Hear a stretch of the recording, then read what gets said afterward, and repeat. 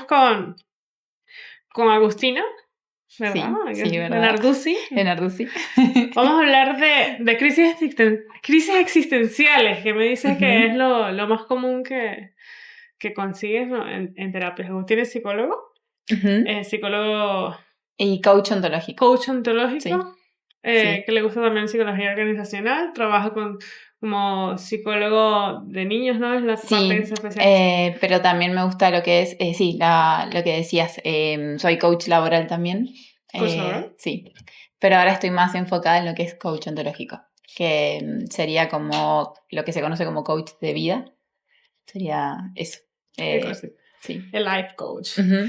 Vale, cuéntanos primero un poquito de ti, porque tú eres argentina. Sí. Tienes 1 año y medio, me dijiste, casi 2 años viviendo aquí en España. Sí. Bueno, cuéntame un poco tu historia resumida en Argentina y cómo llegas al área de la psicología. Bien. En realidad yo hace, 1 año y algo, 1 año y 8 meses más o menos que estoy acá en España. Cuando decidí irme a Argentina, fue más que nada como, quería como un cambio de vida en general. Yo tenía mi trabajo... Una crisis existencial, ¿no? ya que estamos hablando. Sí, yo tenía, digamos, no es que no tenía nada, digamos, tenía mi trabajo, tenía un lugar donde vivir, estaba cómoda. Y al mismo tiempo estaba incómoda, ¿no? O sea, quería como salir como de mi zona de confort y empecé como a cuestionarme, si quería seguir haciendo lo mismo desde mi profesión o si quería dedicarme a otra cosa totalmente diferente. O sea, ¿estabas cómoda, pero había alguna ambición más allá o estabas cómoda pero no querías seguir así? Estaba... yo diría estaba incómoda, ¿no? Estaba incómoda en el sentido de que no me sentía bien con lo que hacía, pero sí hacía lo que venía haciendo desde hacía años, ¿no? Pero lo aceptabas. Pero lo aceptaba. Estaba incómoda, sí, pero me mantenía ahí. Esa en el era mismo realmente lugar. La pregunta. Okay. Sí, hasta que, llegó un momento que decidí cambiar de lugar de vida directamente y ahí fue cuando vine para España. En un primer momento mi idea era irme a Italia y sigue siendo igual, pero por ahora me quedé en España un tiempo más.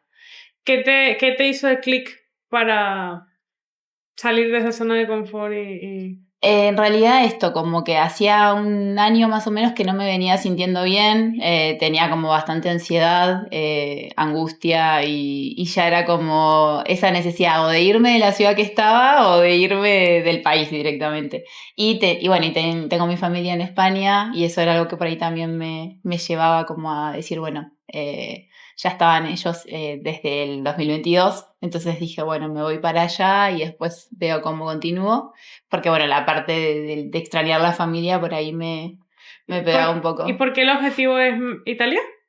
Italia porque antes de venirme para acá hice un viaje, conocí Italia y me enamoré de Italia y tengo, digamos, como mis raíces serían de Italia, entonces dije, como que me gustaría, pero en realidad no tengo nada definido del todo, digamos. ¿Te gustaría por experimentar, no? Por experimentar, sí, porque me gusta igual un poco, como que siento que la cultura italiana, por ahí en Argentina hay muchos italianos, entonces como que la siento más allegada, por así decirlo, pero el idioma no. Entonces es como... Pero tampoco conozco mucho Italia. Hice un viaje de algunos lugares así más típicos de Italia. Pero te identifica, ¿no? Pero me identifica, sí. Ese es el punto. Como, sí. Vale, ¿qué suele llevar a las personas a buscarte como ayuda? En general, vienen cuando están como en una situación, se diría como al límite, ¿no? Como que pasa un tiempo, tienen ansiedad o están como con alguna crisis en la profesión o en la pareja, por ejemplo. Una crisis en general a veces. Entonces, en general vienen cuando ya están al límite. O sea, yo siempre digo, está bueno poder ir reconociendo y registrando, ¿no? Cómo me siento, si puedo resolver lo que me pasa sola o si necesito pedir ayuda y no ir cuando ya estoy... Pero siempre es importante pedir ayuda cuando se pueda también, porque a veces también pasan situaciones y no somos conscientes de que necesitamos ayuda. Y quizás alguien nos dice, consulta con una terapeuta, con un coach, ¿no? Es como Porque digo, a veces no siempre vienen por cuestiones de salud mental, a veces vienen por cuestiones de querer esto, ¿no? Mejorar algún área de la vida específica o trabajar lo que es la gestión emocional también. Entonces, bueno, depende la demanda, es lo que... ¿Qué te hizo buscar hacer formación en coaching ontológico? Justamente en ese proceso, ¿no? Desde que llegué acá a España y que estaba como con una crisis existencial, y yo diría más que existencial, profesional, porque como que quería hacer algo diferente, ahí me encontré, en ese proceso me encontré con el coaching. Y bueno, lo descubrí en realidad estudiándolo, porque en realidad yo ya lo conocía, solo que bueno, nunca me había puesto como a investigar.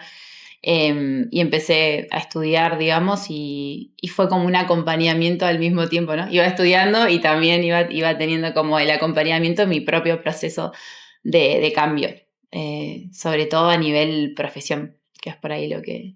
Bueno, lo que dicen más... que la psicología, bueno, la gente que dice que los psicólogos están locos, yo considero que todos estamos locos, pero los psicólogos lo sabemos, ¿no? Es simplemente que te das cuenta el que estás, ¿no?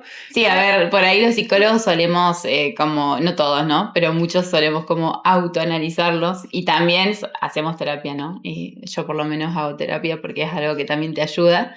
Pero bueno, es ese discurso o de que a los psicólogos van los que están locos también. Ese no sé si Bueno, también, sí. Eso también, digo, son como prejuicios, ¿no? De que en realidad el psicólogo puede ir el que quiera, digamos, quien lo necesite, y quizás el proceso puede ser de, no sé, de 6 meses o puede ser de años, depende de lo que esté atravesando. Lo digo porque, bueno, por dos cosas. Sí. Porque al final me comentas que como psicólogo tienes que tener acompañamiento y como coach también, ¿no? Al final primero un autodescubrimiento para luego poder ayudar. Sí, de hecho, sí, eso es verdad, porque digo, si no estás como, por así decirlo, ¿no? Digo, si estás atravesada por una situación emocional o que realmente te das cuenta que no puedes acompañar a esa persona, también tenés que poder decir, bueno, en este caso no acompaño o en este otro sí. Pero bueno, lo que es el coaching no sería una terapia.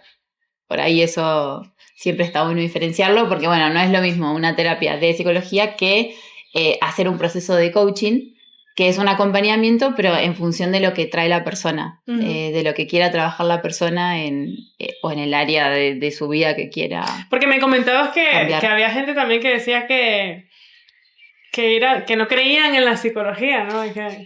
Eso, la psicología no es una creencia, al fin y al cabo, ¿no?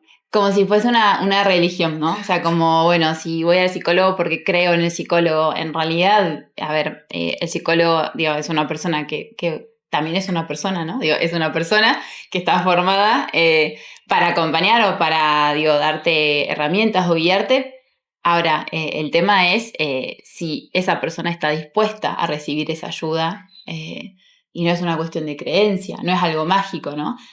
O también esta idea de que si voy al psicólogo me va a solucionar los problemas que tengo. Y no necesariamente, ¿no? Digo, los problemas que tengo o lo que me pasa, en realidad soy yo misma la que lo puede resolver, pero quizás no me estoy dando cuenta. Entonces, a través de hablarlo o a través de... yo también trabajo mucho con la escritura terapéutica, a través de escribirlo, eso también es una forma de... Eso me gusta, sí. De sacar, ¿no? Lo que te pasa. Lo que te pasa y cómo analizarlo y cómo resolverlo desde tu perspectiva, ¿no? Sí. Porque como un psicólogo tampoco te da... Que ni un psicólogo ni un coach te dan la solución. Exacto. O sea, realmente te dan como las preguntas. El coach te da las preguntas. El coach te da las preguntas para que solo encuentres esas respuestas que en realidad las tenés vos adentro. Y que por ahí no te das cuenta porque estás pensando en una sola dirección y en realidad hay otras alternativas que no estás pudiendo ver. O sea, como abrirte un mundo, ¿no? Como un mundo de posibilidades. O de posibilidades. Sí. Ok, ¿y cómo haces? O sea, ¿cómo detectas tú que la persona realmente está en una crisis por algún punto en específico y cómo ayudas a solucionarlo? Por ahí, en general, cuando están en un punto de crisis, suelen tener mucha ansiedad o bueno, esto, ¿no? Problemas de sueño o mucha angustia. O la persona viene directamente a decirte, bueno, ya no quiero más este trabajo y no sé cómo dejarlo, o no quiero más esta pareja, o no te lo dicen, pero todo el tiempo te hablan de lo mal que se sienten, ¿no? En ese vínculo, claro. O bueno, o en esa profesión, depende de lo que sea, ¿no? Sí. Y desde ahí lo que se trata es, a ver, siempre es lo que la persona quiera también, ¿no? Digo, porque no se puede adelantar ningún proceso. Entonces digo, hay personas que quizás les lleva más tiempo tomar una decisión, hay personas que con empezar a trabajarlo van haciendo cambios. Con el coaching por ahí es como más específico, porque en el coaching tiene que haber un compromiso mayor para poder avanzar en el proceso de coaching. Entonces, si la persona no tiene como un compromiso, el coaching se basa en objetivos también. Entonces, bueno, si no se van cumpliendo esos objetivos, llega un momento que por ahí no se puede avanzar. En la terapia es diferente porque por ahí hay como más... claro, no está tan... Simple acompañamiento, no hay tanta presión, ¿no? Claro, no está tanto esto de, bueno, a ver, me propongo objetivos. Hay personas que sí, que quieren proponerse objetivos y que lo hacen, digamos, como forma de vida, ¿no? Encarar un proyecto y decir, bueno, en tanto tiempo quiero... Pero eso va a depender de cada persona. Pero sí, siempre es como respetar el tiempo y lo que esa persona de alguna manera se deja, ¿no? guiar o acepta ciertas herramientas o recursos que se pueden brindar también. Porque, bueno, por ejemplo, esto que te decía de la escritura terapéutica, hay personas que les gusta y hay personas que no quieren escribir nada, o sea, no quieren saber nada.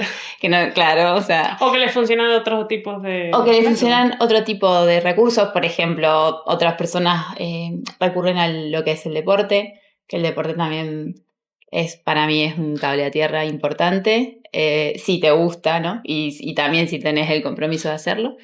Y bueno, hay personas que por ahí le funcionan terapias más holísticas, entonces depende de lo que cada persona busque, por así decirlo. ¿Qué miedos notas que se afloran cuando la gente está en esta búsqueda de cambio? Por ahí el miedo, uno de los miedos que más aparece es el miedo a estar solo, por ejemplo, en el caso de una pareja, ¿no? De dejar a tu pareja porque sabes que ya esa relación no funciona, y el miedo que aparece es este miedo de decir, bueno, si lo dejo o si la dejo, voy a estar solo, y sobre todo en parejas de quizás de mucho tiempo. ¿No? El miedo a la soledad, el miedo a hacer cosas de manera sola, digo, actividades. Eso es muy común, miedo a viajar solo o sola. Hay personas que quieren viajar y no se animan si no lo hacen con una persona, ¿no? Y si no tienen una amiga o una pareja, bueno, no lo hacen.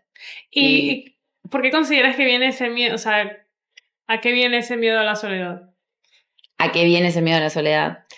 Y a ver, un poco el miedo a la soledad es el miedo, o se puede decir, ¿no? Que es como el miedo a encontrarse a uno mismo, ¿no? Encontrarte con vos misma. Porque ahí donde te permitís, no sé, ir a tomarte un café sola o quedarte sola un día en tu casa, ¿no? Sin hacer ningún plan, es como que ahí te encontrás con, ¿no? Con los pensamientos, con lo que no te dedicaste quizás el resto de los días que estuviste con otra persona. Entonces es un poco eso, ¿no? O sea, el confrontar a verse a sí mismo, ¿no? Al exacto. Fin y al cabo, lo que la mayoría... O sea, la gente suele como evitar verse o evitar... Encontrarse, quizás. Sí, encontrarse sería esa conexión consigo mismo. La quieren con otra persona, la buscan en otras personas, pero no en sí mismo. Exacto, sí. O hay muchas personas que, por ejemplo, a ver, llegan a la casa, ¿no? Cansadas de trabajar y bueno, prendes la televisión, ¿no? Y la televisión es como una forma también de, a ver, digo, también está bueno ver una serie y despejar, ¿no? Digo, de sí, todo, tampoco, ¿no? Claro, o sea, claro, el tema es cuando todo el tiempo estás escapando. O, por ejemplo, la ansiedad, que es algo muy común en esta época, es este miedo al futuro, ¿no? O sea, porque en realidad es como el exceso de estar pensando en lo que todavía no sucede, pero de esa manera te escapás de tu propio presente y no conectás con lo que estás haciendo en ese momento. La televisión. Mi madre, siempre me acuerdo porque se la pasa peleando con mi padre porque siempre tiene música puesta o ese tipo de personas que necesitan constantemente tener Sí. un ruido constante en su vida. Y una vez mi madre decía o me dijo que la gente que suele tener ese ruido constante es porque le da miedo escuchar sus pensamientos, o sea, le tiene Ajá. miedo a sus pensamientos. Eso siempre me lo llevo como en la cabeza y es interesante. Al fin y al cabo, nadie te lo plantea de esa manera. Claro, porque es como el ruido de alguna manera no le permite tampoco pensar o escuchar esos pensamientos que por ahí aparecen, ¿no? Eso Sí, también. va por el modelo. ¿Por qué crees que la gente evita? O sea, ese modelo evitativo ¿a qué viene? Va un poco en ese lado, ¿no? De decir, bueno, si yo dejo de hacer cosas, por ejemplo, si yo estoy todo el tiempo haciendo cosas, no tengo tiempo para pensar en lo que tengo que pensar, ¿no? Digo, por ejemplo, en un caso, ¿no? Que estás en una crisis con tu pareja o en una crisis con tu profesión, si no te tomas el tiempo para, al menos digo, para empezar a pensar qué querés hacer, se te puede pasar, ¿no? La vida en esa misma situación. Y a veces igual no encontrás la solución, pero ponerte a pensar o ponerte como a investigar, ponerte en movimiento, va generando otras posibilidades. Que si te quedás, no sé, en un trabajo que no te gusta y no lo dejas y la pasás mal y bueno, de repente después capaz hasta tenés alguna enfermedad o algún síntoma más físico, Somatizas, ¿no? ¿no? Empezás a somatizar hasta que dejas eso, ¿no? Que te lleva todo un tiempo, pero si no te tomas el tiempo de pensarlo, nunca lo vas a hacer tampoco. O sea, ¿cuál sería el primer paso para comenzar a cambiar tu vida? Primero eso, digo, hay algo que se usa en el coaching que se llama rueda de la vida, que la conoces. ¿O no? Sí, pero explícala Bueno, para que lo entiendan. está muy buena porque, a ver, es una rueda con las distintas áreas de la vida, ¿no? Bueno, cada persona puede agregar algún área que por ahí no esté escrita, pero son las más importantes. Entonces, vos pones una puntuación en cada área y, o sea, la persona, ¿no? Pone una puntuación subjetiva sobre cómo se siente y cómo le gustaría estar. Y es un trabajo como que te hace enfocarte en cómo te sentís realmente en ese área de la vida, ¿no? Y capaz que en el día a día no lo pensás, pero después te pones a pensar y decís, uy, no sé, con el trabajo estoy ahí, o con mis amistades me gustaría mejorarlas, o con, ¿no? Entonces digo, es como una forma de ser consciente cómo te sentís en cada área y qué puedes hacer para mejorar o para cambiar. Y ahí es donde empieza un trabajo, ¿no? De decir, bueno, de acá a un tiempo quiero, no sé, tener más amigas o quiero conseguir otro trabajo o, no sé, lo que sea, ¿no? Digo, o quiero estudiar tal carrera, no sé, como...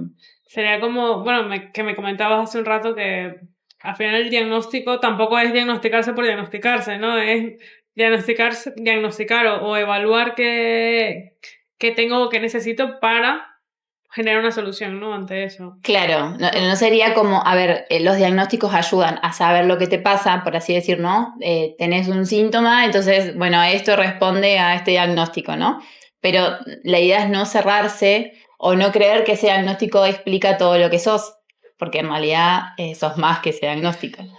Pero hoy en día por ahí hay mucha sobreinformación, entonces muchas personas solas se autodiagnostican, ¿no? Y dicen, bueno, yo tengo esto porque me pasa esto y esto es igual a lo que dijeron y escuché tal cosa, ¿no? Y el ubicarse en ese lugar no te permite tampoco ser del todo, ¿no? Porque es como... O sea, eso sería como lo contrario al que no se quiere ver, ¿no? El sobrediagnóstico, el que, ¿no? claro. Es como te estás viendo de más y cosas que ni siquiera son, ¿no? Claro, sería como sobreanalizar mucho, ¿no? Estás intentando encajar en algo que tampoco es, ¿no? Sí, sí. Porque sí, porque por esta búsqueda interna sería. Claro, sería, digo, a veces también hay otras formas de autoconocerte que no sea solo a través de un diagnóstico, pero digo, el diagnóstico a veces, en algunos casos sí ayuda cuando la persona está sufriendo o tiene, no sé, digo, alguna cuestión de salud mental, sí. Digo, es necesario el diagnóstico. El tema es no sobrediagnosticar o no caer en limitarte a eso tampoco, ¿no? O sea, como... Vale. Bueno, para cerrar un poco ya el podcast,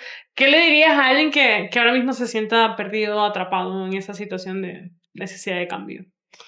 Por ahí eso, primero que se tome un tiempo para bajar un cambio, para relajar, porque digo, lo que suele aparecer muchas veces es como mucha angustia o como una especie de no sé qué hacer con mi vida, ¿no? O sea, como, entonces por ahí decir, bueno, poder buscar algo que, ¿no? De estar tranquilo, algo que les guste, si no saben lo que quieren hacer, porque a veces también pasa eso, ¿no? A veces sabes lo que no te gusta, pero no sabes lo que te gusta. Entonces por ahí en ese caso es como decir, bueno, empezar por ejemplo, a buscar cosas, a buscar, no sé, quiero cambiar de carrera, a buscar carreras, ¿no? Y empezar a investigar qué tipo de carreras hay, y de repente si te aparece una que no conocías, por ejemplo. Buscar información. O dejar, digo, también algunas veces es necesario dejar y no estar haciendo todo el tiempo y ahí aparece como la solución. Parar un poco, ¿no? Claro, parar un poco. Aunque parezca que en realidad no, porque si parás está mal, no. Bueno, parar un poco también ayuda. Y sobre todo a través, por ejemplo, de la relajación o de lo que es la meditación o lo que es el Reiki también. De esa manera es como que logras estar como más estable, por así decirlo. Centrado. Y ahí es donde puede llegar a aparecer algo distinto. Pero si estás como ansioso, ansiosa y desde ese lugar solo todo aparece como caótico. Bueno, aprovecharé de meter la cuña que aquí en Serendipia pueden venir y tenemos dinámicas donde te autoconoces o compartes con pareja y empiezas a conocerse, así que pues el que quiera venir a Serendipia para ello, que hay más calma, pues también puede venir. Pues bueno, muchas gracias por venir. Bueno, por venir este día que has venido de viaje a Madrid y te hemos conseguido aquí. Un placer conocer toda esta información y esperemos que le ayuden a las personas que nos están viendo. Bueno, gracias. A ti.